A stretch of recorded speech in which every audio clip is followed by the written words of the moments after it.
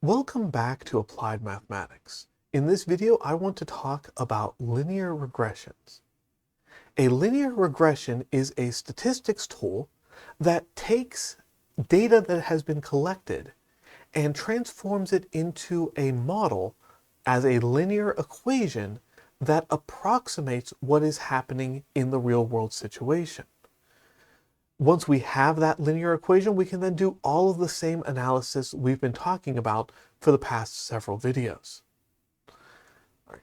For this, I'm going to go through an example, and I'll talk through the particulars of the tools with respect to this example, and it's an example that we've talked about in previous videos already. I'm going to take a ball and roll it down a hill or an inclined plane. All right, so imagine that I have taken a wooden plank, I've set it up at some angle, so I've got this sloped surface, I place a ball somewhere on the surface, I let it roll down the hill. The green screen really likes my arm today. Sorry about that, that looks really strange. That's not my arm, that's the processing. Anyway, all right, I have my surface, I'm putting the ball on it, I'm letting it roll down. So, I keep doing this. I put the ball at certain points, I let it roll down, I time how long it takes to roll down, I collect all of this data. All right, I need some data. So let's set up a table with some distances and some times. Actually, let's put those in the other order. When we set this up before, we had time as our x-axis, and we had distance as our y-axis, and I would like to stick with that convention. All right. So let's say that we did 2 trials each at 5 feet, 7 feet, 9 feet, and yeah, that's good enough. That'll give us some data to plot. You can tell that this is a math class, not a physics class, because I'm measuring everything in feet. A physicist would only use meters. All right.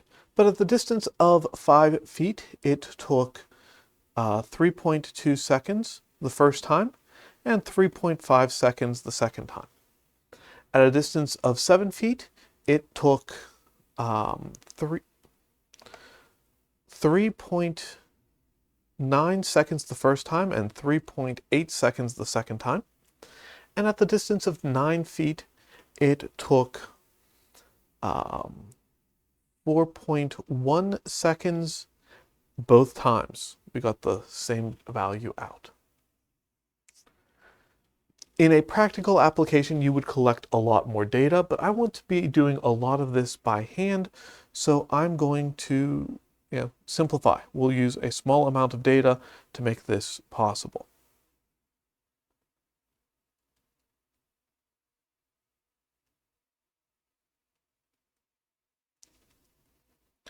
I'm then going to produce what's called a scatter plot. A scatter plot is just a plot where we put all of these points. I'm going to even label. My x-axis here is time, measured in seconds. My y-axis here is distance, which is measured in feet.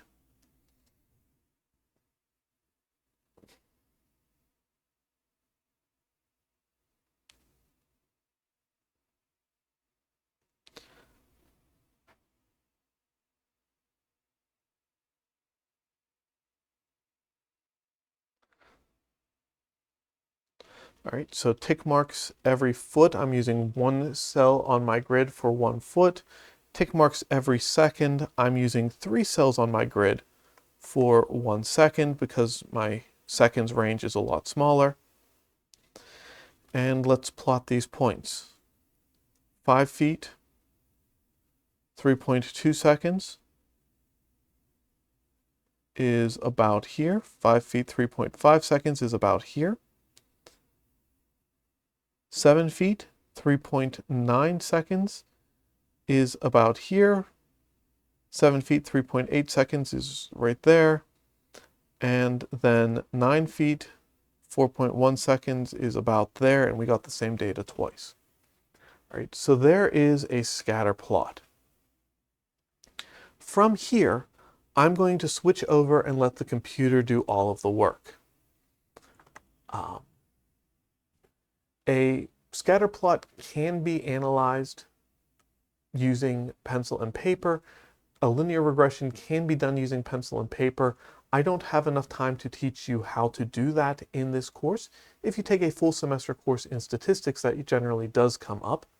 Instead, I'm going to rely on computer software doing all the work for us. And the computer software I'm going to use is Desmos, the graphing tool that we have used before. All right, I am going to start off by setting up a grid. I can use the plus button over here to add item.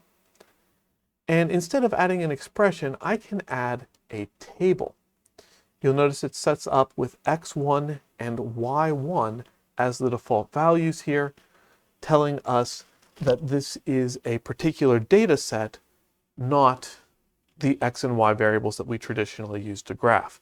That's going to be important in just a moment. Right. But now that I have that, I'm just going to enter in my data. Maybe I'm going to enter in my data. Right. It's convenient to go down columns.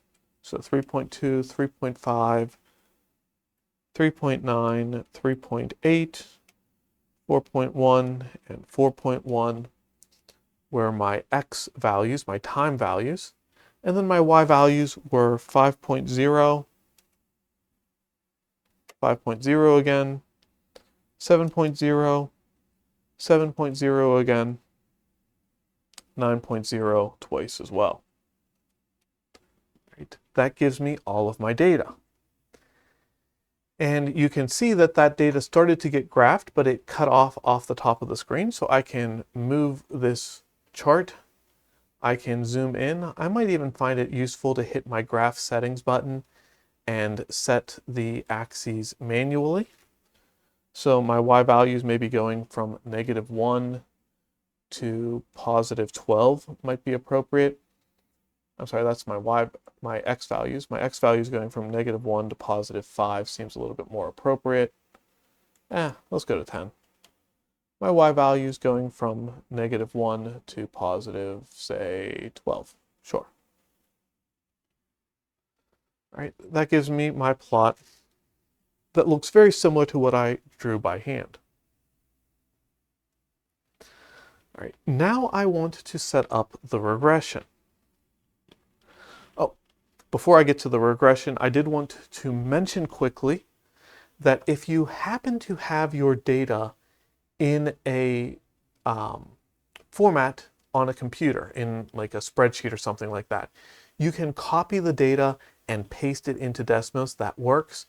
But in my case, I had the data on paper, so I had to type it in by hand, which is not pleasant, but possible.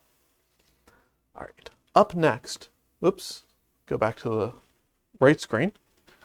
Up next, I want to go ahead and go into my next line. And I'm going to type this in very carefully. I want y1.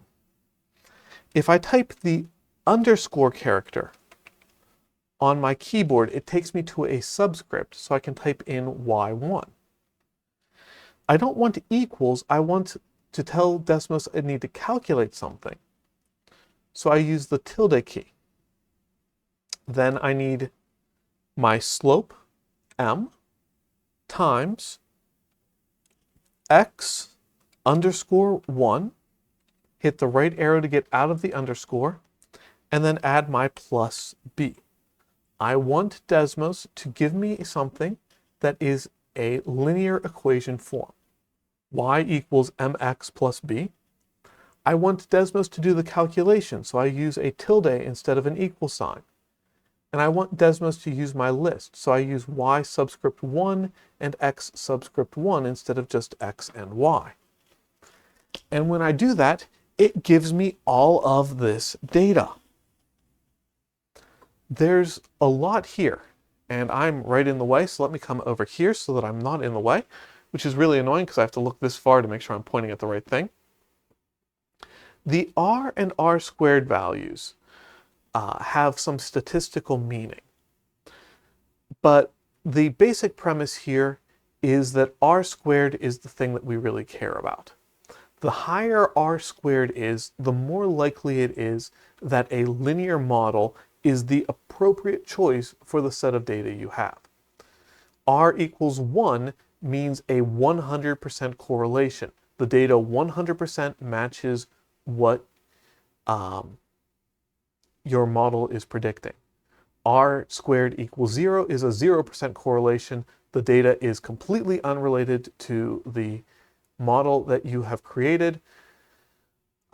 Generally, R squared in the 0.9 range is where we are happy. 0.99, we are exceedingly happy. When we're down to about 0.8, we start questioning, is this actually linear data? Excuse me. When we're around 0.8, we start questioning, is this actually linear data, or was there a better way that we could have modeled this instead? Then down below that, this is the stuff that's the most useful. We have M and B. The slope of this line is 4.73684. Although I only have 2 significant digits in my data, so I'll probably just take 2 significant digits there and say that the slope is about 4.7. Likewise, the y-intercept B is negative 10.8421. I'll round that and call it negative 11. I now know the information that I needed. And I can start to think about whether this makes sense. I can start to think about how to analyze it. I can use all of those tools that we have talked about previously in this course for analyzing a graph. But I don't have enough time to go into that in this course. So once again, this is unfortunately just a setup. Here is a tool. There's a lot of things you can do with it. This semester, my only goal was to make you aware that the tool existed. And hopefully I have achieved that. As always, thank you for joining me. And this is the end of this course. So thank you for joining me throughout the entire course. And who knows, maybe I'll see you in another course later.